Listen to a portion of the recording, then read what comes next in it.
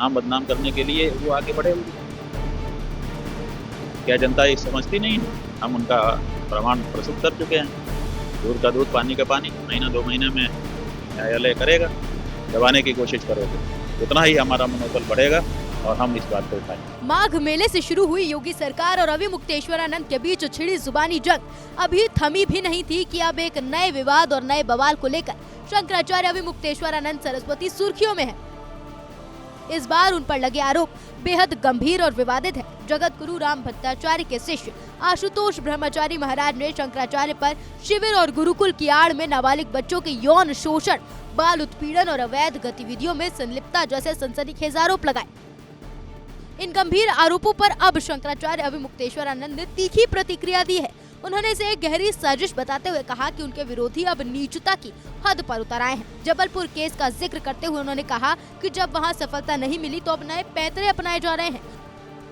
बात यह है कि चारों शंकराचार्य बैठेंगे जब समय आएगा। अभी तो हमारे ऊपर आरोप लगाए गए हैं, हम उनका प्रमाण प्रस्तुत कर चुके हैं। दूध का दूध, पानी का पानी, महीना 2 महीने में न्यायालय करेगा। बहुत देर थोड़े लगेगी इस तरह के एक्ट में। इसमें तो विचारण जल्दी होना चाहिए, तो विचारण होगा।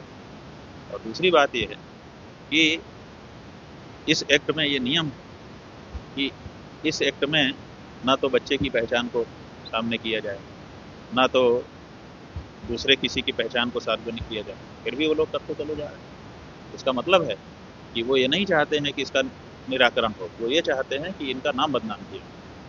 तो नाम बदनाम करने के लिए वो आगे बढ़े हुए। उन्होंने एक क्वार्टर के सक्रिय होने का दावा करते हुए कहा कि इसमें उत्तर प्रदेश सरकार की भी संलिप्तता दिखाई दे रही है।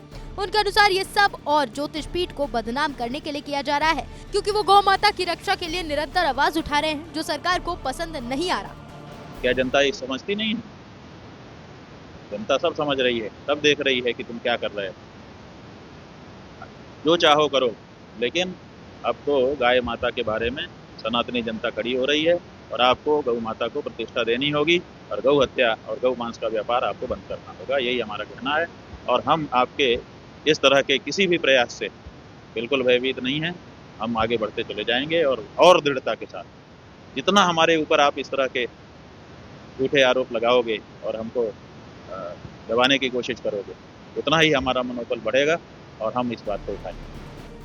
शिकायतकर्ता आशुतोष ब्रह्मचारी ने 8 फरवरी को प्रयागराज की स्पेशल पॉस्को कोर्ट में शिकायत दर्ज कराई थी कि 2 नाबालिग पीड़ितों को पेश करने का दावा किया था। 10 फरवरी को शंकराचार्य के वकील ने कोर्ट में लिखित जवाब दाखिल कर सभी आरोपों को सिरे से नकारा।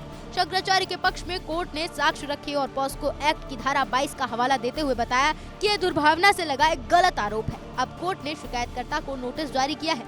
20 फरवरी को दोनों पक्ष के वकील अपनी दलील पेश करेंगे। इसके बाद कोर्ट तय करेगा कि एफआईआर दर्ज की जाए या वाद को निरस्त किया जाए। शंकराचार्य ने स्पष्ट किया कि सांच को आंच नहीं और वो धर्म युद्ध से पीछे नहीं हटेंगे। दरअसल विवाद की जड़ें पुरानी अदावत में छिपी हैं। हाल ही में जगत गुरु राम भद्राचार्य ने स्वामी अविमुक्तेश्वरानंद को फर्जी शंकराचार्य बताते हुए उन पर हमला बोला था। वहीं शंकराचार्य का कहना है कि उन्होंने केवल शास्त्रीय मर्यादा में रहकर प्रश्न उठाए थे, लेकिन उनके विरोधियों ने इसे व्यक्तिगत लड़ाई बना दिया।